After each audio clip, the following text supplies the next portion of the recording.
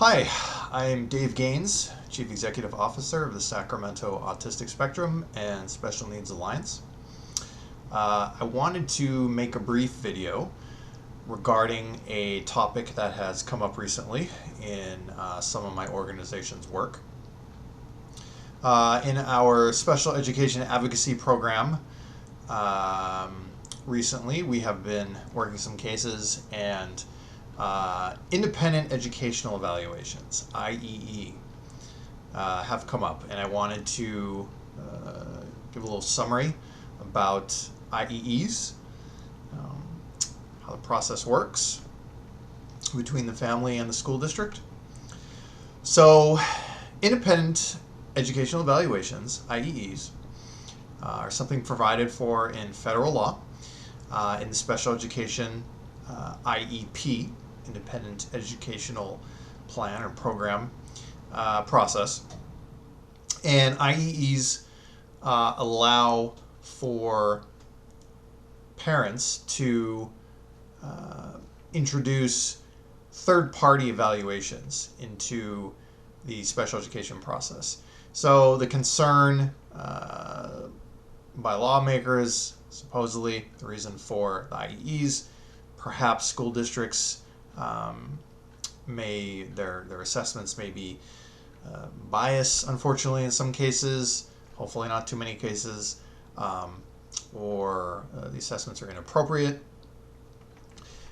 So this provision is in the law, and it allows for a third party, someone not hired by the school district, someone who's not an employee of the school district, to perform these assessments of a special education student.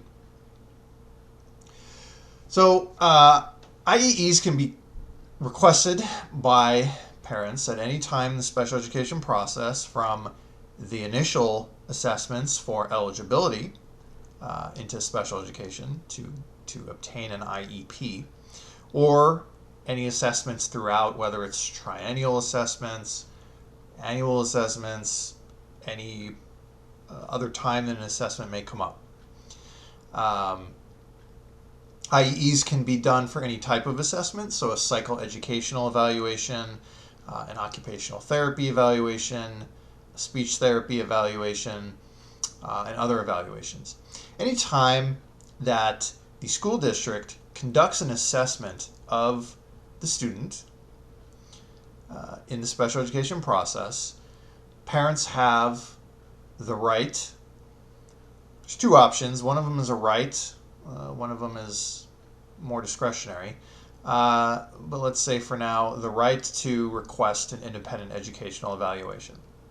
The time period to request an IEE is pretty extensive. You don't have to request one immediately after the IEP meeting where the school district assessments are reviewed. It's often what happens, but there can be a time period that passes before the parents request the IEE. It can be a significant time period that passes between the time the school district did their assessments and the time when the parents request the IEE. So the school district does its assessments. There is an IEP meeting to review those assessments. Once that's been done, the option for the parents to request an independent educational evaluation becomes available.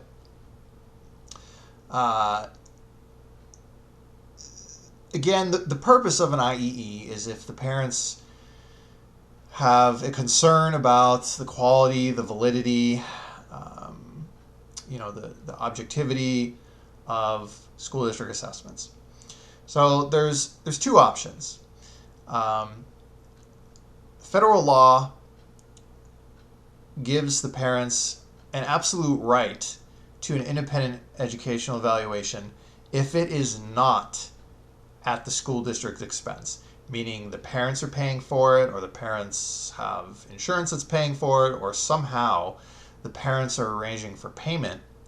Then the law says that parents can say, we're going to do an IEE, it's going to be at our expense, and the law says that the results of those independent evaluations must be considered by the IEP team. So the parents request it. They go out and get those assessments. There is another IEP meeting to now review those independent educational evaluations along with, the previous school district assessments, and everything must be considered. The school district must allow those independent educational evaluations into the IEP process to be examined. The second option is the independent educational evaluation at public expense, meaning parents want the school district to pay for it. Now, that is not necessarily guaranteed to parents. So parents can make the request, we want an IEE at public expense. The school district then has one of two responses. The first response, it's possible, is yes. They say yes, we'll do it. And the parents get their IEE at public expense. The second option is the school district says, no, we're not going to do it. If the school district says no to an IEE at public expense, the school district then must file a due process hearing. So the school district files request for a hearing with the California Office of Administrative Hearings, and then the due process hearing procedure begins. The school district has the burden of proving that their assessments were appropriate. The parents, their job is to argue that the assessments were not appropriate. So there's different phases to the due process hearing. That's not what we're going to discuss in this video. So in general, let's say those phases, go through, and we end up at the hearing in front of an administrative law judge. The school district is there. They're arguing to present their evidence to the judge to convince him that their assessments were appropriate.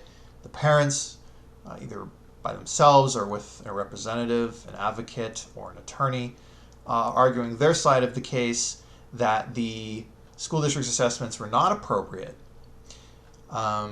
So if the judge believes the school district's case that the assessments were appropriate, the judge says school district does not have to conduct the independent evaluation at public expense.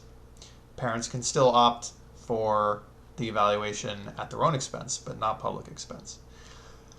If the judge is not convinced that the assessments done by the school district were appropriate, and he believes that the parents' case has succeeded, and the judge is convinced enough that the school district assessments were inappropriate in some manner, then the judge orders the school district to conduct the IEE at public expense. From there, either side can appeal the administrative decision. It would go to a federal court.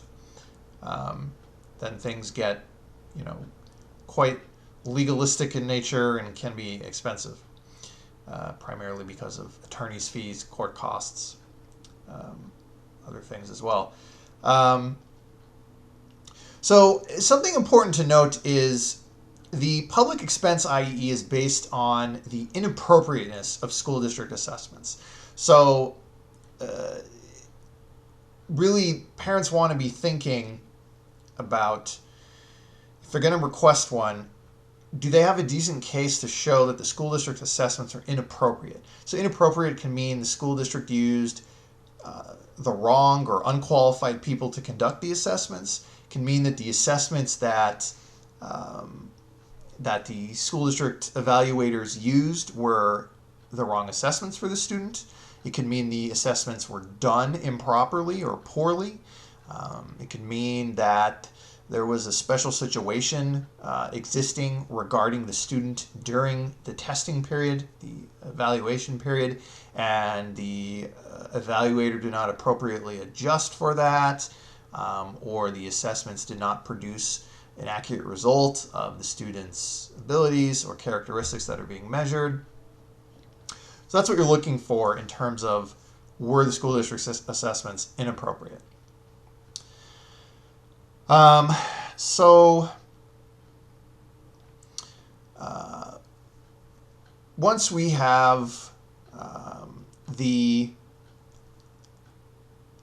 independent educational evaluation going forward, particularly at public expense, but if the parents are doing it at their own expense, they should choose an appropriate evaluator, a qualified evaluator, someone who has doesn't have any big significant issues with their reputation, and you want an objective assessment.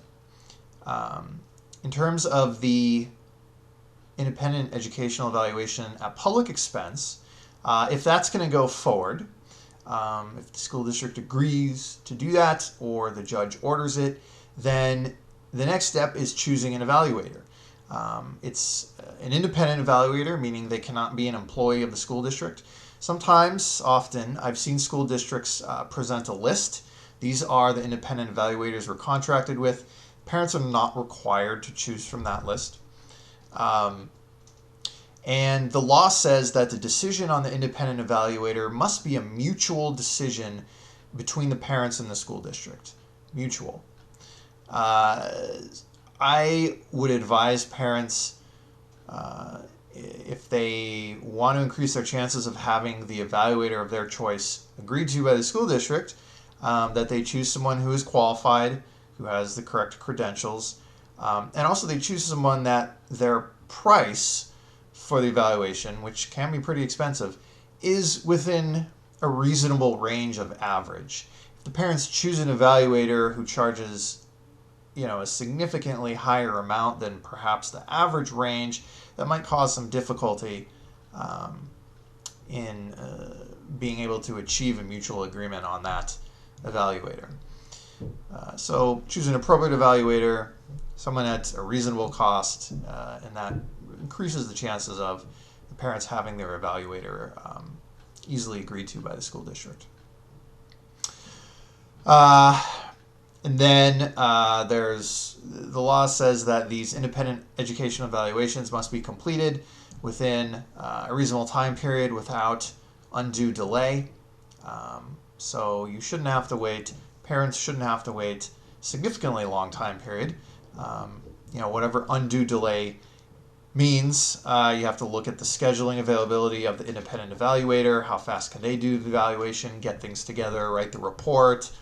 The school district has to work out a contract with the independent evaluator. That shouldn't really take too long. But, if putting some kind of timeline, which, can vary in a case-by-case basis, let's say from the time that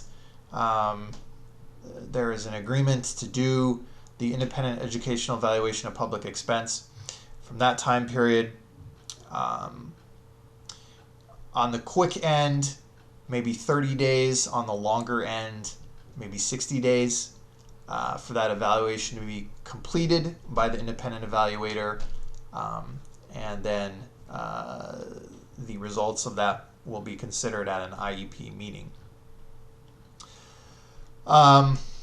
Something else that I wanted to cover, that's the law. I want to talk a little bit about the practicality, what happens in the real world regarding IEEs, because it doesn't necessarily reflect the face of the law. Fortunately for parents, most of the time, through my experience, and I think you'll find other advocates, attorneys have this kind of experience, school districts will just agree to do an independent educational evaluation at public expense. They won't resist. They'll agree to do it. The reasoning behind that is for the school district to deny and go into the due process hearing procedures. That can take a lot of time and expense for the school district, and it can be equally or even less so in terms of time and money spent to simply agree to pay for the independent evaluation at public expense. So the parents, I think, have a pretty good shot of, if they request an IE at public expense, to have it agreed to by the district. That doesn't mean it's going to happen in every case. So don't go, thinking it's going to be a guarantee. But that's something to keep in mind. And it's not necessarily a negative thing for parents to go through a due process hearing. It can sound kind of intimidating. But, if the school district denies the IEE a public expense and files the due process hearing, I encourage the parents to always do what's in the best interest of their child, including advocating through a due process hearing, and further if the family believes they would like to do that and they have the resources for it. So I don't encourage parents to pull out, but if parents decided they didn't want to go through the due process hearing after it's been filed by the school district, the parents can dismiss their request for an IEE a public expense, and then the district can dismiss the due process hearing. Also, the parents can limit their participation in the due process hearing. They don't even necessarily have to show up at the hearing in front of the administrative law judge. And that leaves, the school district still has to convince the judge that their assessments were appropriate. I don't recommend not showing up. It certainly increases the school district's chances of convincing the judge because the parents are not there to present their case. But it's not going to cost the parents any money to go through the due process hearing. It's not going to cost them money if they lose. There are discretionary. Parents can hire an attorney to represent them, an advocate. Parents can pay for expert witnesses if they wish, and other things. So that can cost money, but that's discretionary. The parents can represent themselves and limit the costs of an administrative hearing. I think that covers everything that I wanted to discuss regarding independent educational evaluations, both at the parent's expense and at public expense. Hope that information was useful. I think it's a good summary of the important information to be aware of regarding IEEs. If anybody has any questions, further questions, they can certainly contact my organization, Sacramento Autistic Spectrum and Special Needs Alliance. Probably best just to go to our website, and our contact information is on there. Our website is at www.sassna.org. Again, that's www.s as in Sam, A as in Apple, S as in Sam, S as in Sam, N as in Norman, A as in Apple.org.